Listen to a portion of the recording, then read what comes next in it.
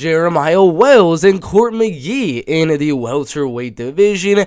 Now, you would think, based off of Jeremiah Wells just now joining the UFC and only having 2 fights in the promotion, you would think he might be like a young up-and-comer, like 28, 29 years old, something like that.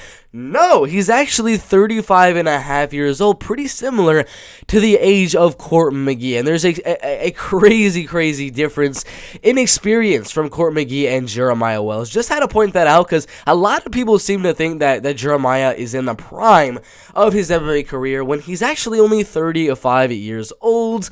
Now let's talk advantages and disadvantages. Court McGee is going to be 2 inches taller.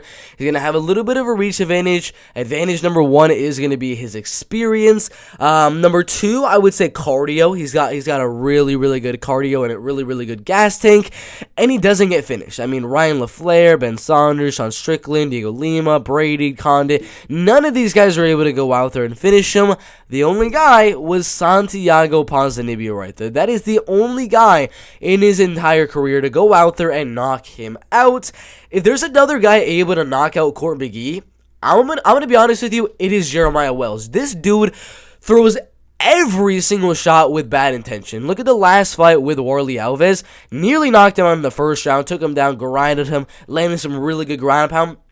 Second round goes out there, catches him big with a right hook, lands a bunch of ground pound. I mean, this dude is ferocious on the feet. He has power, and his cardio really isn't that bad. I do give the cardio advantage to Court McGee, but the cardio of Jeremiah Wells still looked good. I mean, after the first round where he was throwing everything with a reckless abandonment, he looked good in the second round as well, was still able to throw at that same intensity. Now, third round is a different story. We haven't really seen him go to that third round too much in his MMA career so far, so I do believe the fight is going to go to a decision.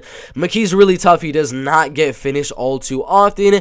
And Jeremiah, I think, is going to land those big shots on the feet early, defend whatever takedowns come from Court McGee. And Jeremiah Wells is going to land the bigger shots on the feet in the first and second round. Outstrike Court McGee in the first and second round. Then he's going to start to gas a little bit there. Court McGee is going to put on that Court McGee pressure into that third round, land some takedowns, land some ground and pound and things like that. And I think we're going to be looking at a 29-28 decision win for Jeremiah Wells. It's close, though. I mean, it is an extremely close fight, especially when you're putting a guy that you don't know when he's going to gas. He throws everything into his shots. He could gas in the first round, in second round, or third round.